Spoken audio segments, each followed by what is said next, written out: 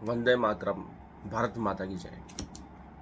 मित्रों, नेटफ्लिक्स पर एक सीरीज है द रॉयल।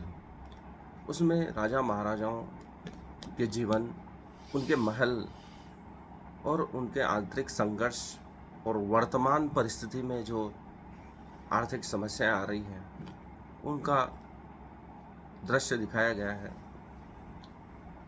लेकिन प्रेमचंद ने भी अपने साहित्य में, उपन्यासों में राजा महाराजाओं के जीवन पर काफ़ी कुछ लिखा है और इतना सुंदर वर्णन किया है कि उससे प्रेरणा प्राप्त करके वर्तमान में कई वेब सीरीज, फिल्में बनाई जा सकती हैं। राजा महाराजाओं का जो समय था और प्रेमचंद ने जो वर्णन किया है, बिल्कुल वास्तविक वर्णन किया है।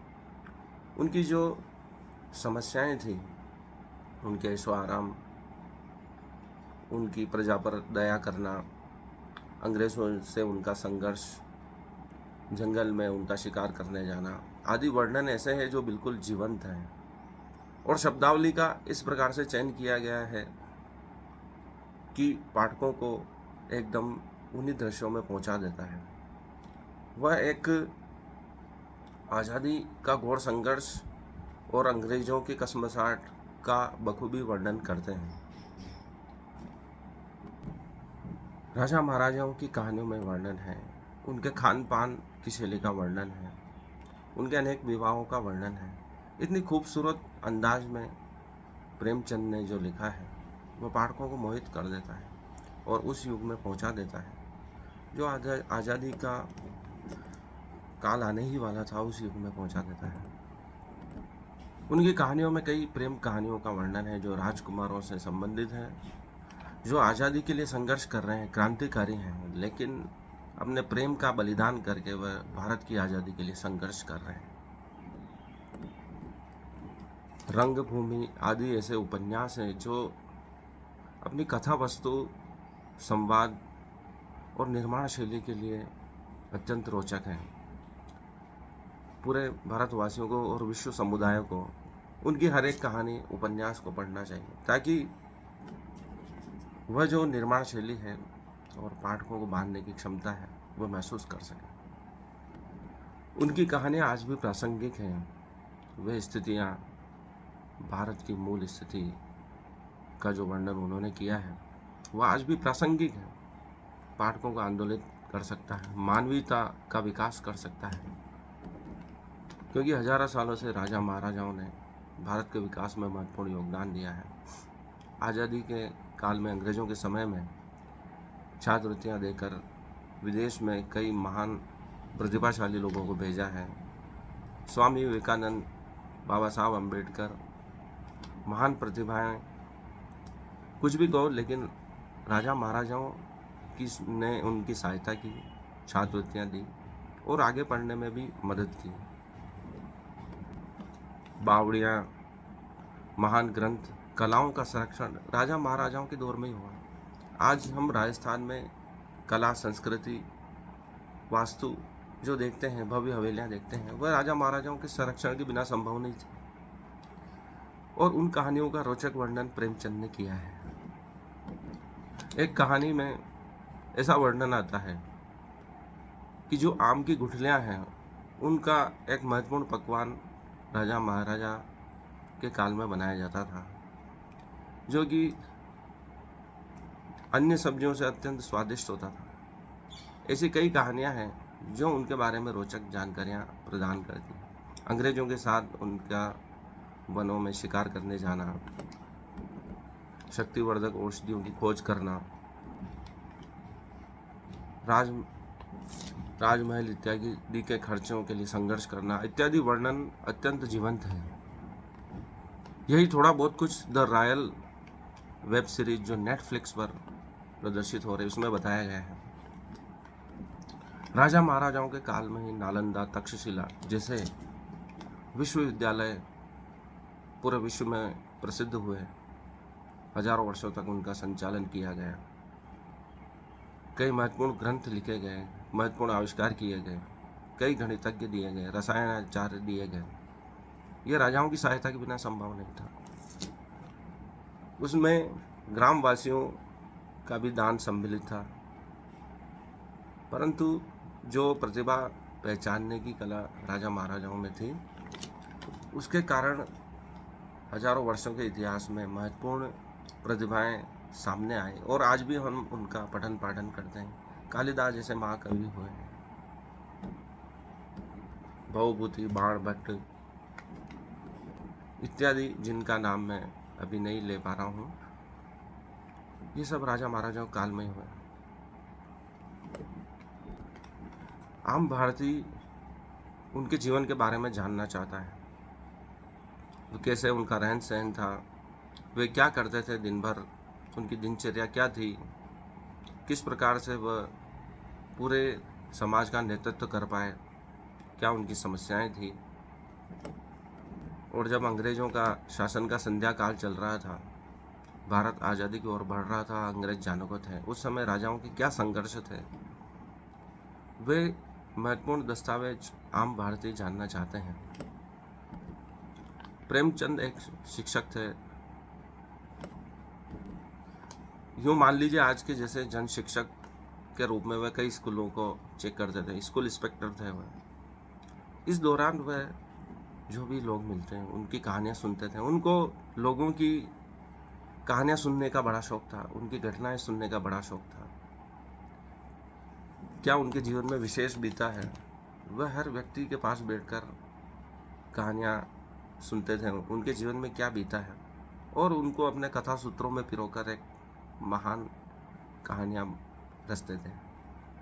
जो राजा महाराजाओं के यहाँ नौकर काम करते थे, उनके पास बैठते थे और राजा महाराजाओं के जीवन में क्या चल रहा है, कैसा उनके महल है, क्या बर्तन है, क्या फर्नीचर है, कहाँ से मार्बल आया है, कहाँ से सोफ़े आए हैं, कहाँ से क्या फूलदान आए हैं, झूमर आई है, नक्काशी आई है, उन सबको वह बड़े ध्यानपूर्वक सुनते थे और अपनी कथाओं में उन्हें पिरोते थे। इसी कारण उनकी कहानियाँ अत्यंत जीवंत बन पड़ी हैं, वास्तविक लगती हैं, क्योंकि उन्होंने सभी लोगों से कुछ न कुछ ज्ञान प्राप्त किया है और वास्तविक ज्ञान प्राप्त किया है। इसलिए आज भी प्रेमचंद को पढ़ना आवश्यक है। उसको पढ़े बगैर हम असली भारत को नहीं समझ सकते। वह साहित्य के क्रांतिकारी लेखक थे। उन्होंने देश की आज़ादी में अपने लेखन से योगदान दिया।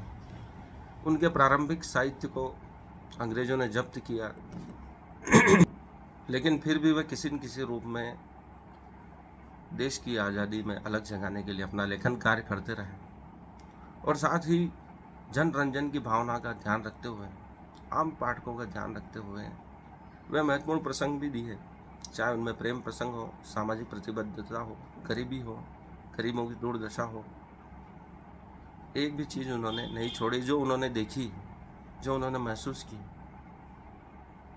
वे स्वयं अत्यंत दीनहीन अवस्था में रहे, लेकिन उन्होंने उत्तम लेखन कार्य किया, सादा जीवन, उच्च विचार को अपनाया और सर्वश्रेष्ठ योगदान साहित्य में दिया जो अमर हो गया। उनके साहित्य के कारण ही कई बहुभाषी राज्यों ने हिंदी सीखना प्रारंभ किया। यह ठीक वैसे ही है जैसे हमारे संस्कृत को विदेशी लोग सीख रहे हैं, क्योंकि महत्वपूर्ण ज्ञान वेदों में, उपनिषदों में, अन्य ग्रंथों में छुपा हुआ है, जिनको संस्कृत जाने बिना समझा जाना संभव नहीं है। वैसे ही प्रेमचंद के साहित्य का पूरा आनंद लेने के लिए हिंदी सीखना अत्यंत आवश्यक है। ये ठीक वैसे ही है जैसे देवकीनंदन खत्री के चंद्रकांता को समझने के लिए हिंदी सीखना अत्यंत आवश्यक है। उनकी तिलस्मी कहानियाँ पूरे भारत में उस समय अत्यंत प्रसिद्ध हो गई थी और अनेक लोगों ने हिंदी इसलिए सीखना प्रारंभ किया क्योंकि वे उस उपन्यास को पढ़ना चाहते थे। तो मित्रों, द रॉयल के बहाने हम राजा महाराजाओं के बारे में चर्चा कर रहे हैं, जो अत्यंत महत्वपूर्ण है, क्योंकि उनके कारण ही हमारे देश का जो आज का है प्राचीन काल का निर्माण हुआ है। उनका योगदान महत्वपूर्ण है हमारी संस्कृति में और हमारे देश के विकास में। द रॉयल में जो चीज़ें बताई जा रही हैं वह महल अत्यंत सुंदर है, वास्तविक है, चटक रंग है, अब वो आगे कितना वास्तविक रूप से बता पाएंगे ये अभी मैं नहीं कह सकता हूँ, लेकिन प्रेमचंद इसी बहाने हमें पढ़ना अत्यंत आवश्यक है। उनके उपन्यासों को खंगालें और उनमें राजा महाराजाओं के बारे में क्या लिखा है वो अत्यंत रोचक है, उसको समझने का प्रयास करें। अंत में एक बात कहना चाहूँगा मित्रों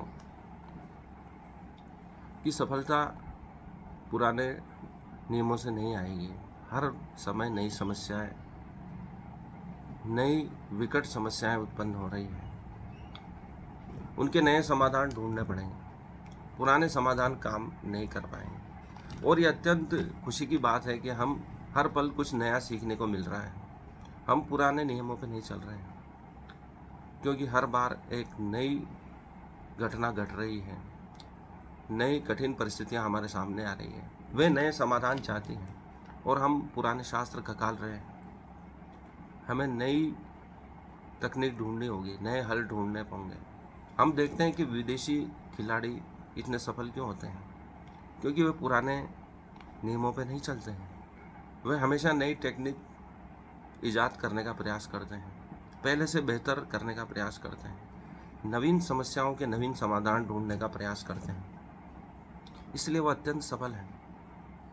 हमें भी वही करना होगा। हमें पुराने को छोड़ना होगा, पुराने ज्ञान से मस्तिष्क को रिक्त करना होगा, मस्तिष्क को खाली करना होगा, तभी हम कुछ नया सीख पाएंगे और इस कठिन समय में, एआई के युग में हम सफल हो पाएंगे, क्योंकि हमें नवीन ज्ञान की आवश्यकता है, नवीन चीज़ों को सीखने की आवश्यकता है। इसलिए यह आधुनिक समय अत्यंत रोचक है। यही वास्तविक शक्ति युग है, क्योंकि इस युग में जो भी चीज़ हम चाहते हैं वह उसी समय उपलब्ध हो जाती है। कल्प वृक्ष और कोई नहीं है। आज हम कल्प वृक्ष के नीचे ही बैठे हैं। हम आज ऑनलाइन कुछ भी ऑर्डर करके घर पे तुरंत मंगा सकते हैं। ये कल्प वृक्ष से दिया हुआ प्रसाद ही है। एआई से जो प्रश्न पूछते हैं वो उत्तर दे देता है।